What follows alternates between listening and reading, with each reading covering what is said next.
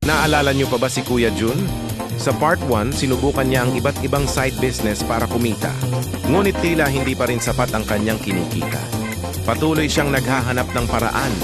Nakaharap sa kanyang laptop, umaasa sa bagong oportunidad.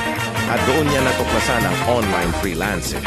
Isang mundo ng posibilidad mula sa pagiging virtual assistant hanggang sa pagsusulat. Akala niya, madali lang ito. Pero hindi pala. Nagsimula na si Kuya Jun sa kanyang mga tasks. Mabilis siyang nagtatype, pinagpapawisan, habang sinusubukang intindihin ang bawat instruction. Minsan nagkakamali siya sa pag-unawa. Ang simpleng mensahe nagiging komplikado. Ang stress kitang-kita sa kanyang mukha. Sa tabi niya si Bongbong, ang kanyang matalik na kaibigan. Hindi nakapagpigil si Bongbong. Boss, English mo parang jeep na walang preno.